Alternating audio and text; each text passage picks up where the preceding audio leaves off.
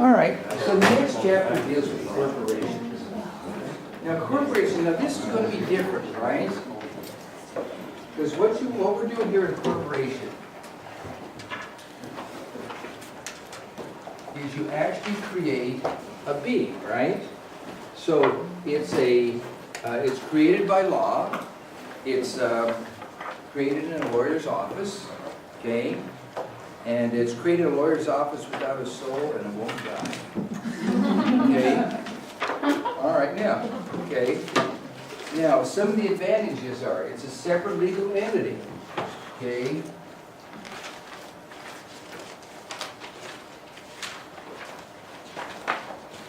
So it's a separate legal entity. And essentially what this means is the fact that when you form a corporation, you actually create a being.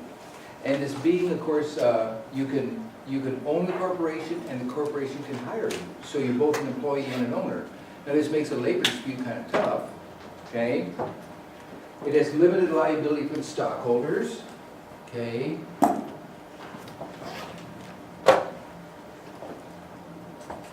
For the stockholders, the owners. So they have limited liability. They also have transferable rights, okay?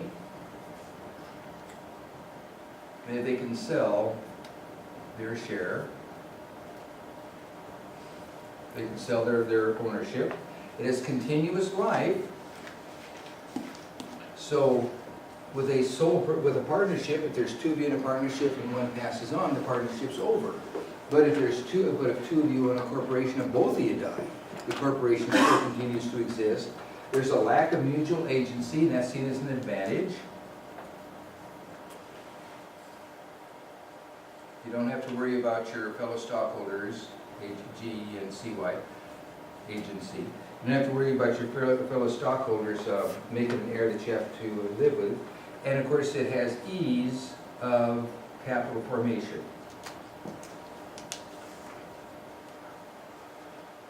And of course, what that means is the fact that if you're a sole proprietor, you're limited to just the amount of money you can invest or borrow. A partnership, you're limited to you and your partners. But with a corporation, you can sell lots of stock. So you can raise more capital more easily. Some of the disadvantages are, it has a lot of government regulations. Okay. And I'll put GOVT for government regulations. Okay. And of course it has the corporate tax. So government regulation and corporate tax, it has a lot of government, it has, so you have to, if you incorporate, you have to spend a few $100s every year to pay your accountant, to file all the taxes for it. It's not like you can fill out your own 1040 sort of thing. Okay? And of course, the way this works is the stockholders, they're the owners, right? What they do is they elect the board of directors.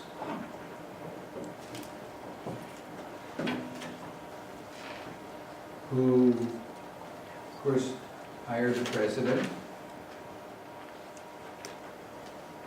And the president hires the officers. And of course, we're considered the secretary, the vice president, that sort of thing. And then, of course, they run the organization. Okay. Now, so don't forget. Let's take a look at the idea of par value. Okay. So par value is not market value.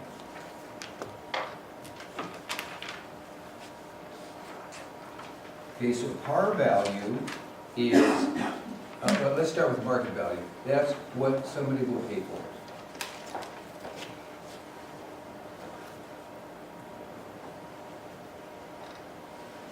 So, and again, the market value is whatever anybody will pay for it. Okay, that's all. That's what the market value is. They put it up for sale, somebody pays for it. The par value is a negotiated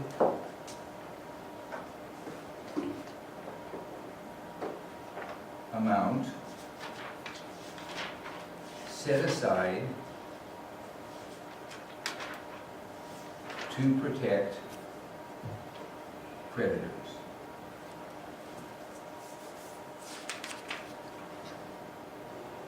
Can you repeat that, please? Sure, I mean, it's creditors. So it's a negotiated amount, and when it is, when you incorporate with the state. You negotiate with the state and say, let's establish a par value. So it's a dollar amount per share.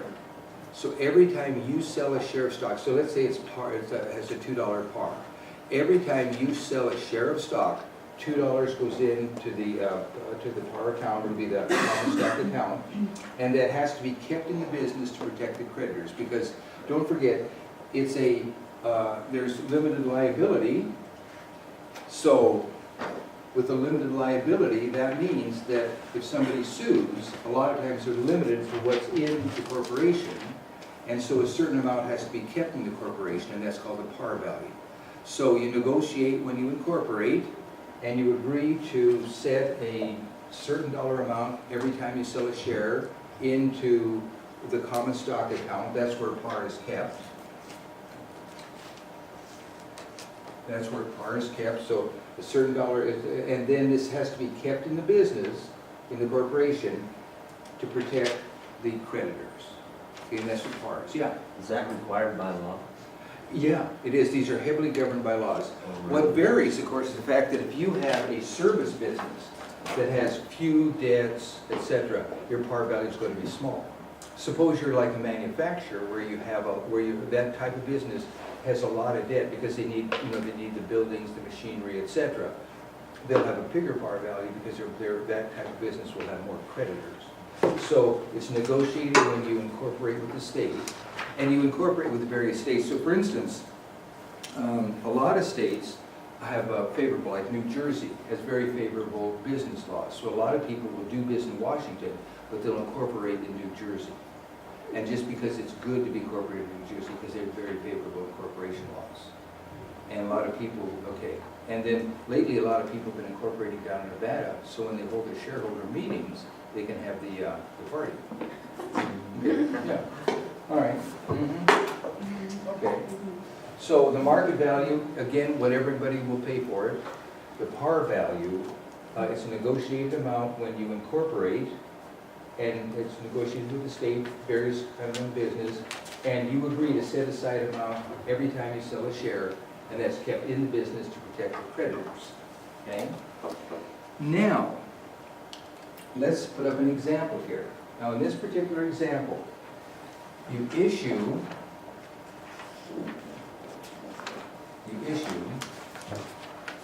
100,000 shares. Okay. $2 par, and you issue it for $25. Okay. Each. So the $25 is the market. $2 is the par. Now, when you do that, what you do is 100,000 times $25. So we'll just make this September 1. Cash will be debited for $2,500,000. Then you have the common stock account. And the common stock, this is where you keep the par. So 2 times 100,000 is 200,000. That's where you keep the par, and the name for that is common stock. And then you have paid-in capital,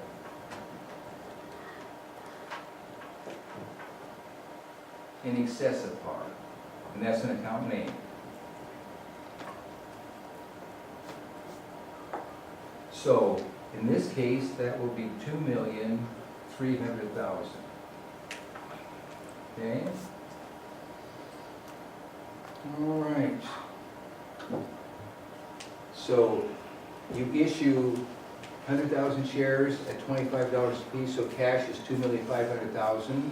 $2 par, that meant 200,000 goes into the common stock account, And the common stock account is where par is kept, and you're restricted as to what you can do with this money, because the state, you want to keep it in the business to protect the creditors. The amount above par, which is $2,300,000, goes into paid in capital excess of par, and there's a lot less restrictions on what you can do with this money. Okay? Yeah. Who sets the market value? That's strict, that floats. The market value is Does the literally. company? No, what anybody's willing to pay for it is the market value. So here's the deal. You can have privately held corporations and publicly held corporations. If it's a privately held corporation, it's generally a small number of investors.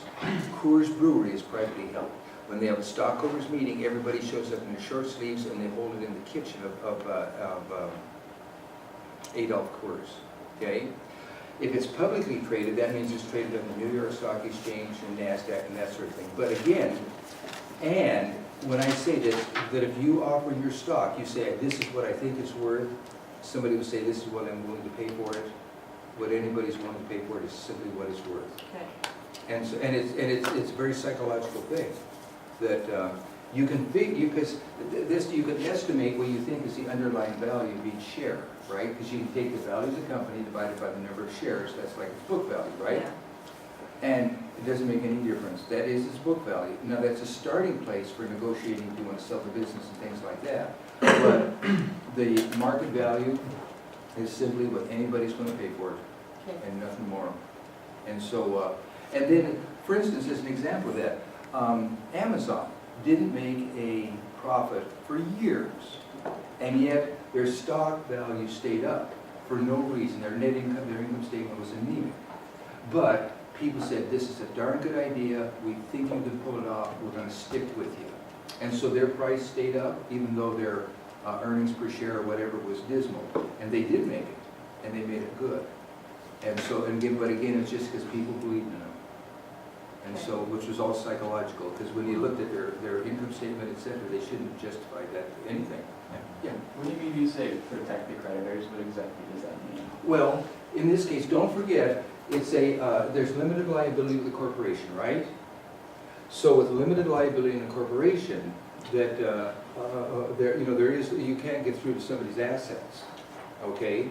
And because you can't get through to somebody's assets, the corporation has to have assets, so the creditors can attach something should things go bad. Okay. Yeah. So if the corporation goes belly up. If the They have corporation to goes, pay. if the corporation goes belly up, then the creditors have this to attack, to claim. Okay. Okay? In fact, this is tangential, but I think it'll also make the point. This is not directly answer your question, but I think it'll provide a better answer to it. If you have a small corporation, like a limited liability corporation and things like that, there's one or two of you in it, and you go to make a loan, they'll require one of you guys to co-sign. And the reason they do that is because the corporation has pretty few assets at that point in time. And so, and they don't want to, it's too risky. But they'll ask one of the owners to co-sign, so the owner is then personally responsible. But that's a total, and that's another way of handling the same situation. Yeah. So on the entries, Yeah. you've got common stock paid in capital. Is that how it's always going to be Well, shown? don't forget, now, there's two words, this is one account for 200,000, and this is the second, this is an actual account name. Paid in So capital. and that excess is of how it will always That's be? the actual, that's it, well, not always, but. Unless it's a loss or No, a discount. actually, no, in this case, what it is this is one that's commonly used. But Okay. now, don't forget, you gotta change these so they match your business. Okay. And so this is a commonly used one, or paid in capital above par, in excess of par. This is just a commonly used one. It's an actual account name, these are two separate accounts. All right, now, okay. Now, let's go on to, all right. So let's do this. Let me do quick study 3-2 on page 536.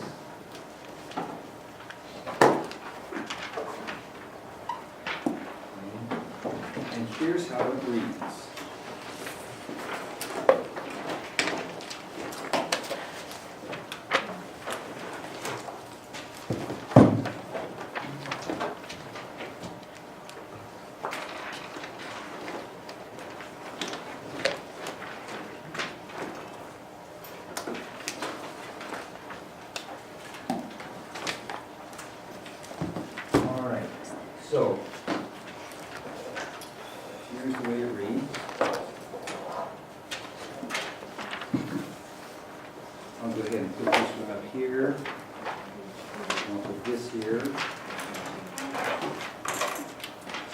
That would be 13-2? It is 13-2.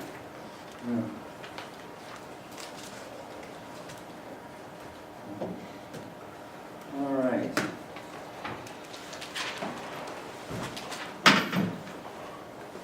Okay, so, let me do this. Let me turn this around. Get that right.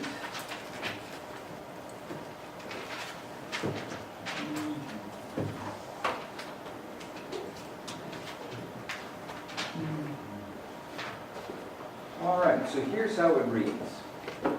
Prepare the journal entry to record the Channel One Company's issuance of 100,000 shares of 50-cent par stock, assuming that the shares were 50 cents, $2. Okay? So when it's 50 cents,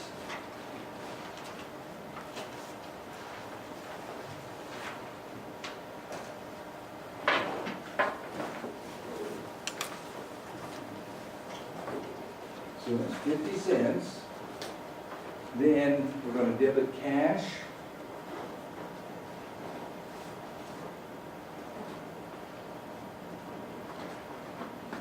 So for A, cash is debited for, so 50 cents. So 50 cents times 100,000 would be 50,000. So cash would be debited for 50,000. And common stock would be credited for 50,000.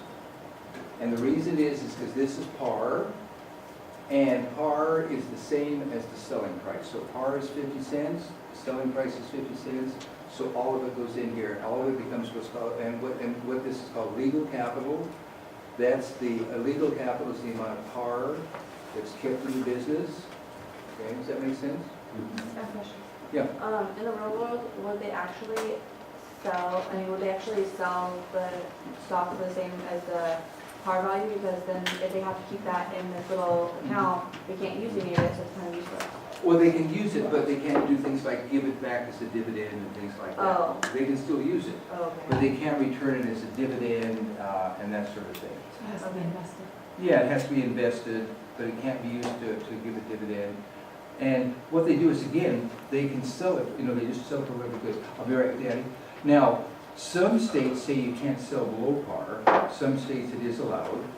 Now, in this case, in this case, what happens in this thing is there is limited liability, right? But in this case, it is 50 cent par, and you end up spending a quarter for it. Then the difference, if should the business go belly up, you could be liable for the difference between what you paid in par. Okay. And that's one of the few exceptions where you have, we still have limited liability because there's a cap on it, but it could exceed your investment. Okay. Hey, What did you say about legal par? well, the name for the amount of capital that's in your, that's a part is legal capital. That's just the name of it.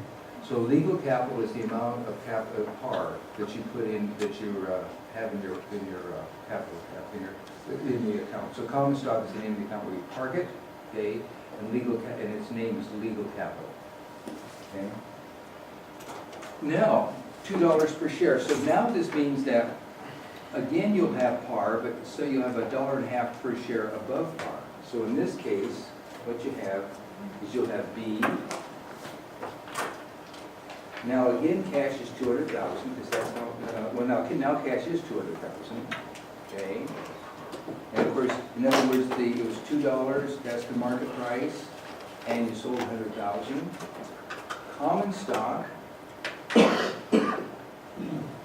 will again be 50,000, because every time you sold a share of stock, you put 50 cents into legal capital, and the name of the account of it is common stock.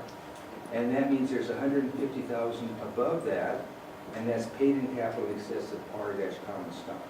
So that's the second, I'll be right with you, let me put this in here. Paid in capital in excess of par in common stock. And the reason this common stock is in here is because there's also preferred stock. There was a hand up someplace? Who was first? All right, Jean, go ahead. I was just wondering if there was something shorter than to call it the, You mean the account name too long? yeah, I was just Yeah, asking if there's pretty something like shorter, like an abbreviation or something. Or if we could make one. Actually, some people call it paid in capital. Okay. But, I mean, that's just a nickname. Yeah, but, now, by the way, the only thing about this, you only use this when you sell stock, which is kind of a rare event. So, I mean, you know, how often you sell stock? Okay, yeah. So the Jonathan? 150,000 that's excess in capital, Uh-huh. they can do like whatever they want with that. pretty Sure. much. Sure, so what happens in this thing, if they would elect to give, a dividend is where they give, a dividend? Yeah, where you get a return on your investment. Sure, if they would elect, if the dividend they would elect to issue would be greater than the net income, they can do. They'll return some of the initial investment, they can return, in this case, they could return up to $150,000 of the initial investment, but they gotta keep 50 in the business. Alright, so if company's doing good, then their dividend will go up pretty much. Right, but all I mean to say is that's one example of the restriction. Okay. So they're restricted in what they, in the fact that they can't give it as they can't include it as a dividend. Okay. Should the dividend be returning you from prior to the assessment, because it exceeded the net income. All right, and then, okay, that's basically it. All right. Now, let me do quick study 13.5, maybe just a couple down. So on 13.5, now what this says is, prepare the issuer's entry for each of the separate transactions. Now, so what this says is, on March 1st, the Edgar Company issued 44,500 shares of $4 par common value stacked for $255,000 cash. Okay. Now, let me do that one. So in this case, this is 13.5. Okay. So this is like the one we've been doing. Okay. So in this case, we have March 1st. We have cash. That's 255,000. Common stock, so it'll be common stock. And so in this case, it's $4 per share, and there's 44,500 shares. So that means that 4 times 44,500, which is 178,000, that goes into the common stock account. That's the par value, that's legal capital, that's what's kept in the business to protect the creditors.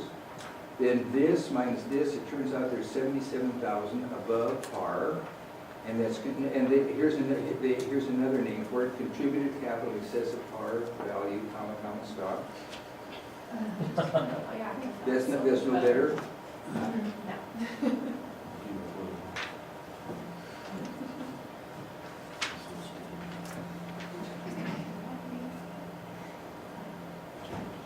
That one's longer. That one's even, it's gotten worse.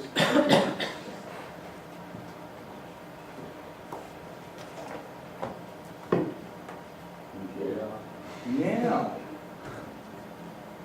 okay, now the next one reads, let's see, a B. So we have B here, all right. On April 1st, GT Corporation is no par stock for common stock. Now, this no par, two things can happen. Number one, it can be that no par is, what it means is the fact that it all goes into legal capital, the whole thing is par. Okay? So, No par means the whole thing is par? yeah. How does that make sense? What? Yep, that's exactly what it means. Okay, okay. It means, I was actually, making a note, so I don't forget. well, no, yeah, and the reason it makes sense is no par means it's all legal capital. It means it doesn't have a par value, is the reason. What it means is it doesn't have a par value, but the net effect is it all becomes legal capital. So the net effect is no par, it's all par. But what they're saying is it wasn't assigned a par value. When it's not assigned a par value, then the whole thing becomes. So it's saying it's pointless to give it a par value because it's all par. Yeah. So it's like, That's, yeah, okay, and that's a good way of wording it. Then it doesn't have a par value, then it's all par. Michael? But if it doesn't have a value that's assigned to it, Because the definition says stock class that has not been assigned a par or stated value by the corporate charter. If there's no value assigned, how do you? Well, in that case, and of course, what happens in that case, the whole thing becomes legal capital. To what amount? The whole, The whole thing. the whole thing, Whether it was whatever's sold $1 for or is $1 the million. impact. It basically means since there's no value, just assign the whole thing to it, because there has to be some par, so since they don't give minimum, the whole thing. Can that be divvied up amongst the stockholders? Nope, the whole thing's legal capital. Now, we'll also get into the next one where you have a no par stock pool with a stated value. And let's do this one and then we'll get into the next one. So actually, that'll come up later. So listen, you have par, you have no par, and then we'll also have a stated value. And the stated value functions the same as par. The difference is the stated value, instead of being negotiated with the state, is simply set by the board of directors. And the stated value is the same as par for all intents and purposes. It's just, it differs by state. Part of the reason they did that is that par value is so often confused with market value. And they thought if they said stated value, it would be more clear. And then, of course, it can have but for our purposes in here, it's the same as par value. So let's go ahead, what's that? So is market values, is that equal to the cash pretty much? Yeah, it is the cash. That's a good way of wording it. Market value is the cash. Okay. But again, and market value is just what anybody's going to pay for. Okay, for it, okay. Yeah, and so, and again, Amazon, they just had faith in the company, they agreed to keep buying the stock, but it was all, had How no, much was it at that time, do you remember? I can't remember. But that was an example of one where the stock price stayed up there, because people said, this, we're gonna keep our stock, because this will work, and it did. Okay, but again, its value is determined by, Confidence in the future instead of the present. yeah, and so in that case, yeah. No, but again, I think what's more to the point, it's true. One example of the psychological value put on the stock is confidence in the future. But again, it's whatever, and the stock is worth whatever anybody's willing to pay for it. And that's what, and for whatever reason. Okay. All right. So, all right. Okay, this is 13.5. All right. So the next one then, it's all no par, meaning there was no par value assigned, and this is April 1st when we made this sale. And the cash is $50,000, and the common stock, common no par value, is $50,000. Okay. Now the next one, what it says is, on April 6th, MTB issues 2,000 shares of $20 par value common stock for $35,000 of inventory, $135,000 machinery, and the acceptance of an $84,000 note payable. Okay? All right, now, here's the deal.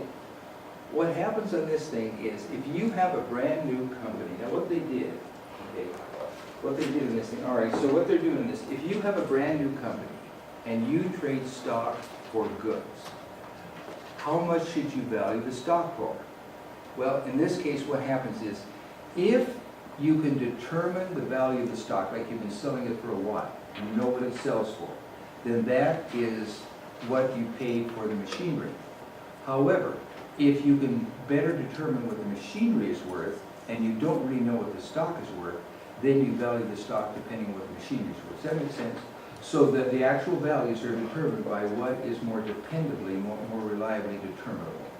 So if you know what the stock is worth, then the asset is worth what you pay for it in stock. If you know what the asset is worth, but you don't know what the stock is worth, then you value the stock based on the asset. Whichever you can more reliably determine the value of. Addie, does that make sense? No. All right, let me show you an example. And we say, in this case, What if you know both? it's one's got, whichever one's more determinable. Because like, what if your stock always sells for $45, but you buy a brand new tractor, which is $25,000? If it's a tie, then the value of the stock does take precedence. First of all, here's the starting point. An asset is worth what you pay for it. And so when you trade stock for it, that is the value of the asset. And if you don't know what your stock is worth, then you've got to work backwards. But as more to the point is, whichever is more reliably determined is actually how it's worked out. Okay. But of course, if both were reliable, then the asset would be valued at what you paid for it. But in most cases, one is definitely Yeah. more determinable than the other, and that's normally what governs it. Okay. Okay, all right, so in this case, it's April 6th. So inventory is credited, is debited for 35,000. Machinery is debited for 135. Note payable is credited for 84. Now, in this case, what they did is it was 2,000 shares of $20 par, so 20 times 2,000. So then common stock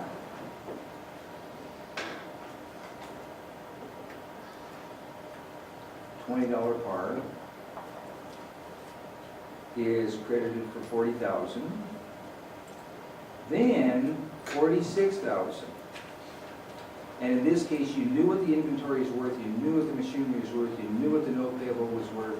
Then, in that case, the stock was valued accordingly. Well, and this does make it contributed. I'm confused about something. Sure, Sky, let me put this up here, I'll be right with you. Okay. Contributed capital in excess, and I'll just put it. So, and Sky? Well, it's about the note payable, is MTD, it says acceptance of a note payable, so wouldn't that be a note receivable for them, or are they paying money for someone basically? Well, what this means is that one of these two things, probably the machinery, hadn't been completely paid off. And they still had outstanding. What this normally means is that they So they're came with a absorbing note. someone else's debt, essentially? Here's exactly. Okay. Yep, and that's exactly what it means. And again, and in this case, it does say note payable. And and of course, what must happen here is this machinery still had some owed on it. So now they own the machinery, and the machinery, okay. All right, sounds good. So each stock would have been $43? Yeah, well, the thing is, I think if you want to work it that way, so basically it would be this plus this divided by 2,000 is what the value of the stock would be. And the way they worked it is first of all, they can calculate par, you can calculate par, and then this is the equivalent of what's called a plus figure. Okay. All right. Now, is that pretty much answer your question? Does that know you? Yeah. Okay, sounds good. All right. Okay. What I did to come up with 43 was I added together the inventory, machinery, subtracted the That's right. note payable, subtracted the Exactly. common stock, and came up with 46,000 divided by Mhm. 2,000, and Exactly. added back in there. So you would add these two together, subtracted the note, divided by 2,000. And that would have made it worth, that's exactly. Why are you coming up with a different number than 46? 43 or 46. This number is different than 46? I keep on, it goes It should. 35, 123, plus 135, 123 equals 170,000, and then 89, oh, it's 84. 84. Okay, that's what it was. Sorry. I was like, the numbers are not adding. Okay. All right. Okay, all right. Now, all right, so, kind of come back here. Okay.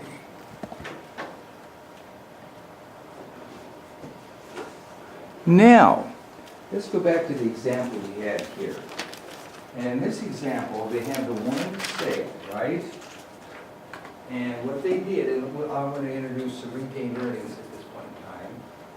So the way this works is, what they did is, let's say the balance sheet was published at this point in time. So what would the balance sheet look like? Well, here's the stockholders' equity section.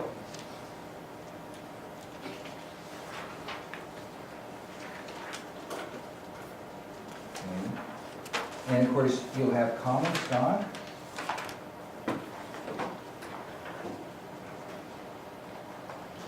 Now, that's the account name, but here is all the detail that's normally included.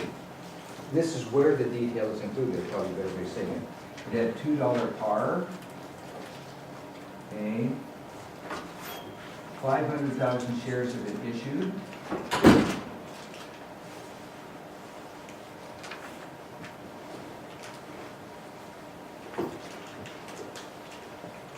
And outstanding.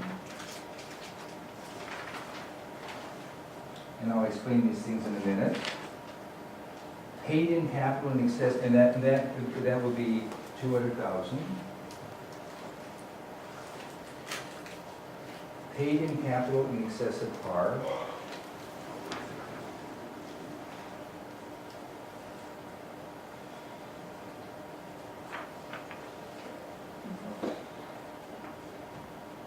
That will be 2,300,000. Now, I'm going to put in retained earnings next. And I'll explain this in a minute. So retained earnings, and that is 650,000.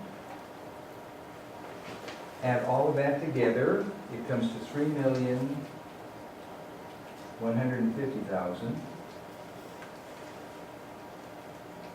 And that is total stockholders' equity.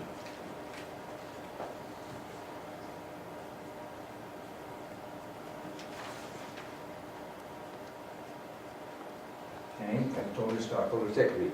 Now retained earnings is a permanent owner's equity account. Revenue and expenses are closed to retained earnings, and drawing comes out of retained earnings. So when you close, this is a corporation, so yours closing,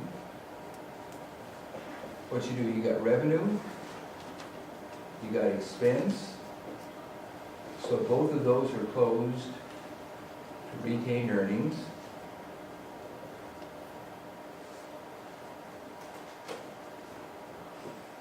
And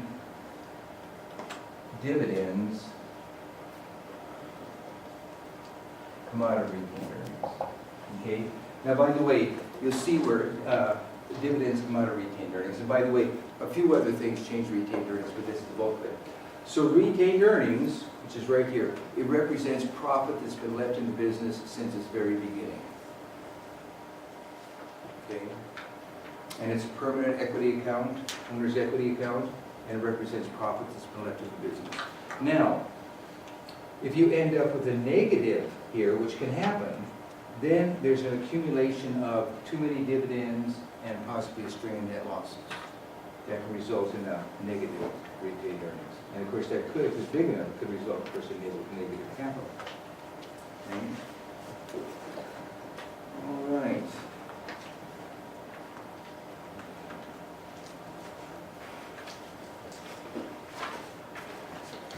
All right, is everybody doing good? All right, so let's get into dividends. Okay. So what dividends are, is they're a return, hopefully, it's a return of profit, okay? But, okay, so let's start, what I'll do is, just to make good use of the board, let me start here, okay? And so there's 3 important dates. Okay, and one is the date of declaration.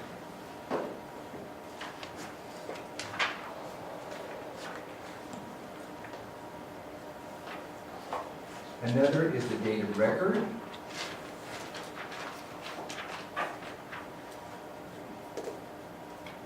And another is date of payment.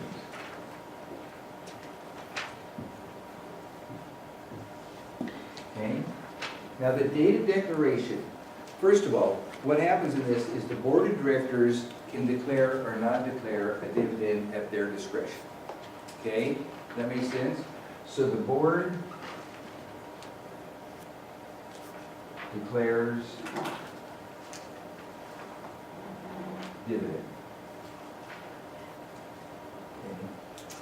Okay. At that point in time, they record the liability.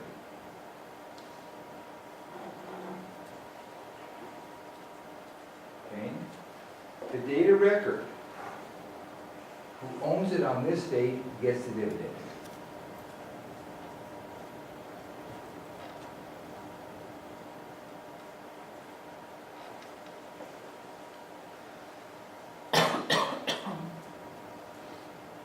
And whoever owns it that day gets the dividend.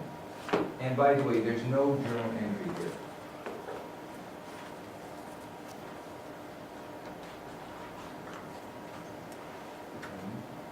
And the date of payment is when it's paid. Cash to stockholders. Okay, cash to the stockholders. Make sense? Is there a journal entry in the date of payment? On the date of, yeah, there is. Yeah, credit to cash. Board, what does it say date, your date of, So you got a data declaration, data record, date of payment, right? underneath date of declaration? All right, the board declares the dividend and they incur a liability.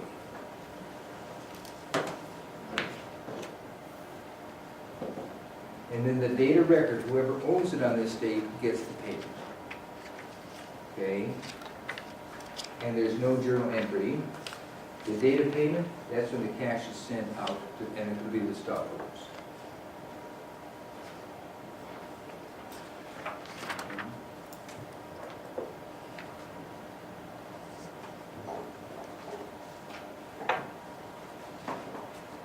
Can your date of declaration and date of record be the same? Generally, there's so much bookkeeping involved that they can't, because in the old days, when you buy a stock, you get the certificate. Now, a registrar knows who you are.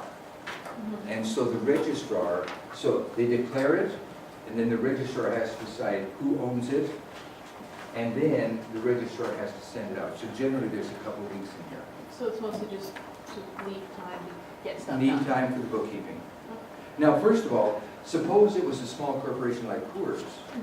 They could easily just be, you know whoever, your stockholders are, you count them on one hand, and you just, do some quick, may not even need a calculator.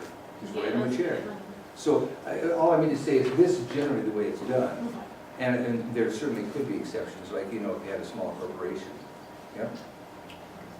Okay, but, and then, the name for this is, if you own the stock here, that's called ex-dividend. And so the person who owns it here gets the payment, even though you own it on the date of payment. So if you bought it sometime after the date of record, even if you own, and then you'd be the actual owner on the date of payment, that's called ex-dividend. Whoever was the owner of the date does get the money, even though they don't own the stock anymore. Okay. All right, so let's go over here and continue with this.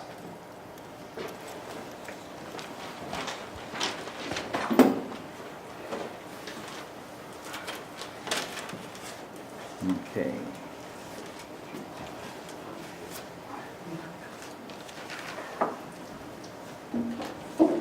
By the way, did everybody get the roll? No. Okay. Oh, never mind, you can sign it for me. All right, here you are. Okay. Oh, I'm here. Anybody else? All right, why don't you just keep, yeah. Eddie, you want to check? All right. All right. So let's call, here we go. So what happens on this, January 19th, right? No, I don't need What they do is the board says every stockholder gets $1 per share. I'm sorry, can I ask what this is that we're doing right now? Well, what we're going to do is we're going to have an example of the journalizing that's involved in issuing a dividend. Okay? So on January 19th, $1 per share dividend declared. Okay, Was that the June 19th? I'm sorry, was that? June 19th? And it's June 19th, and that would be the date of declaration. So it's January. Oh, January, it is January 19th, you said it's June, January, yeah. And it's just the date of declaration, okay? Dividend declared per share, and there's 100,000 shares outstanding.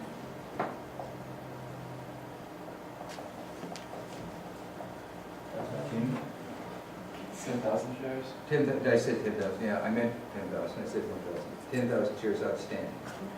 Okay, all right.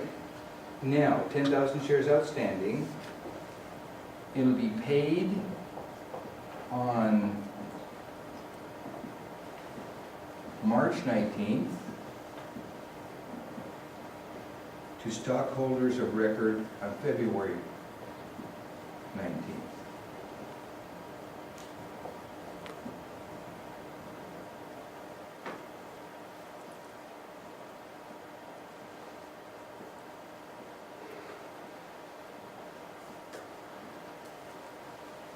Okay, so January 19th is the date of declaration, okay? Now, retained earnings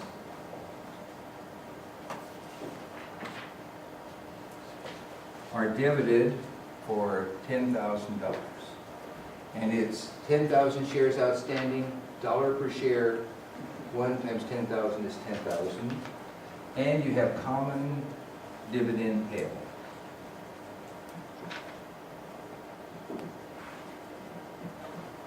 All right, PAY, 10,000. So this is the date of declaration, okay? And payable, so liability at that point in time. Then, on February 19th, okay, is the date of record. That means whoever owns it on the 19th will get the dollar per share, but there's no journal entry.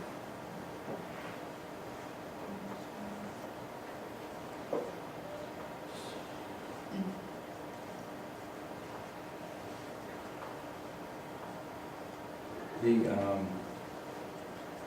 registrar will know who owns it on that date. And then, on March 19th, when they send the money,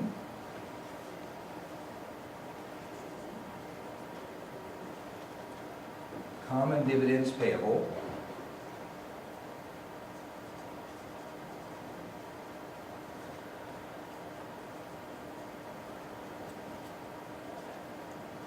will be debited for the 10,000, and cash will be credited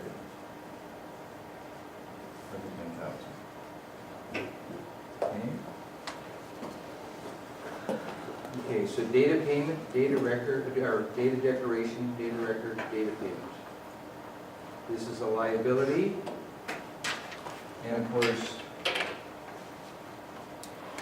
this common stock, this common dividend, is that common dividend. Okay. All right. Sound good? Now, a couple things here. It says common because later on we'll get into preferred stock. That'll be a totally separate, different dividend. And, okay. All right. Let's do